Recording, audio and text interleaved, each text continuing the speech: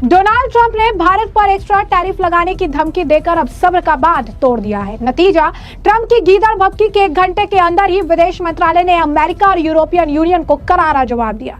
कड़े लहजे में कहा है कि वो देश हमें क्या नसीहत देंगे जो खुद रूस से अरबों डॉलर का कारोबार कर रहे हैं। भारत पूरी ताकत के साथ अपने हितों की रक्षा करेगा। साफ है कि भारत झुकने वाला नहीं है। विदेश मंत्रालय ने अपने स्टेटमेंट में कहा कि यूक्रेन का संघर्ष शुरू होने के बाद अमेरिका और यूरोपियन संघ ने रूस से तेल खरीदने को लेकर भारत को निशाना बनाया है, जबकि सच तो यह है कि भारत ने रूस से तेल खरीदना इसीलिए शुरू किया क्योंकि संघर्ष के चलते पारंपरिक आपूर्तियां यूरोप की ओर से मुड़ गई थी। उस समय खुद अमेरिका ने भारत को ऐसे आयात करने के लिए प्रोत्साहित किया था ताकि वैश्विक ऊर्जा बाजार में स्थिरता बनी रहे। भारत द्वारा किया गया तेल आयात घरेलू उपभोक्ताओं को सस्ती और तय कीमत पर ऊर्जा उपलब्ध कराने के लिए जरूरी है। यह भारत की मजबूरी है जो वैश्विक बाजार की स्थिति के कारण बनी है। लेकिन हैरानी की बात यह है कि जो देश भारत की आलोचना कर रहा है वो खुद रूस से व्यापार कर रहा है, जबकि उसके लिए ये कोई राष्ट्रीय जरूरत भी नहीं।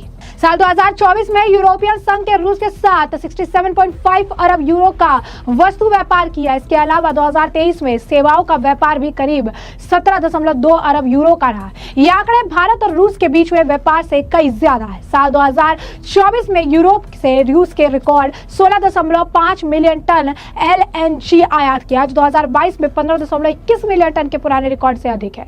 यूरोप और रूस के बीच केवल ऊर्जा नहीं बल्कि उपकरण, खनिज उत्पाद, रसायन, लोहा इस्पात, मशीनरी और परिवहन उपकरणों का भी व्यापार होता है। अमेरिका की बात करें तो वह आज भी रूस से अपने न्यूक्लियर सेक्टर के लिए uranium, hexafluoride, electronic week industries के लिए पैलेडियम, उर्वरक और अन्य रसायन आयात करता है। ऐसे में भारत को निशाना बनाना अनुचित और असंगत है।